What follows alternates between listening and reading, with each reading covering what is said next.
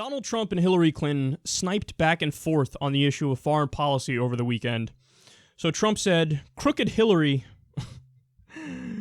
That's actually an accurate nickname. I hate to say it, but it's true.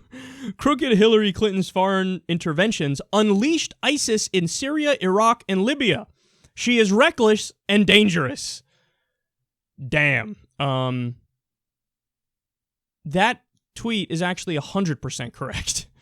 It is true that she's crooked. It is true that her interventions in Syria, Iraq, and Libya were responsible for the rise of ISIS. And now, by the way, Hillary Clinton wants to get more involved in Syria. In fact, she was one of the ones pushing Obama to go further and to do ground troops and to further arm the rebels. By the way, the rebels, now we know, are mostly ISIS and al-Nusra, namely jihadists. They're jihadists and Islamists in Syria. Pathetic that you would align with them, but nonetheless you would align with them. Why? Because the other side, the Shias, and Shias are bad because, Shia, Iran, by the way, is aligned with the Shia government in Syria and Russia. So she views the world through that Cold War mentality. So she would align herself with Sunni fundamentalists. She would align herself with Sunni fundamentalists and jihadists in order to try to defeat the person who she thinks is the worst evil, but in reality, that's not the case at all. So what's Hillary's response to this? Well, she said, "I know how hard this job is, and I know what we need. I know that we need steadiness as well as strength and smarts in it. And I have concluded he is not qualified to be president of the United States."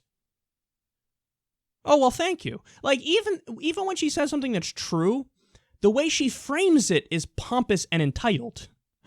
Like, I have concluded he is not qualified to be president of the United States. Oh, well, thank you.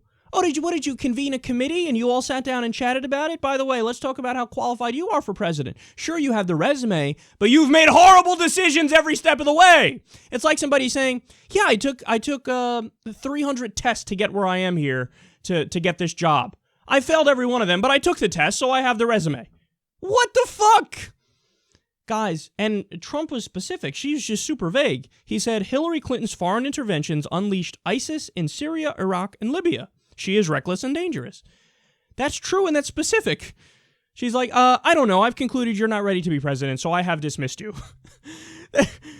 Guys, as somebody who, in the general, I'm in New York, so I don't have to vote for anybody, so I'll vote for Jill Stein. I'm not going to vote for Hillary in the general. But as somebody who would prefer Hillary wins over Trump in a general election, I look at that and I go, Jesus, you're fucking insufferable. You're unbearable. My brain starts to bleed when it reads the goofy, vague, general shit that you say. This is not how you run a campaign, man. They have no clue what they're doing. This idea that Hillary Clinton and her camp, oh my God, they're so good at what they're doing and it's going to be a cakewalk to victory and yada yada. If there's any election team that was poised to lose against Donald Trump, it's Hillary Clinton.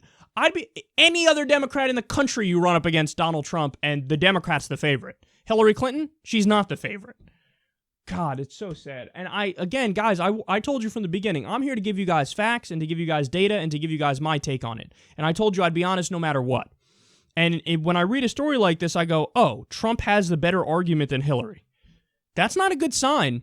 That's not a good sign, because I'm not the only person thinking that. And I know what the Democratic base thinks, because they're kind of the people who listen to the show. So, you want to keep going down this path, Hillary? Look out. That's all I have to say.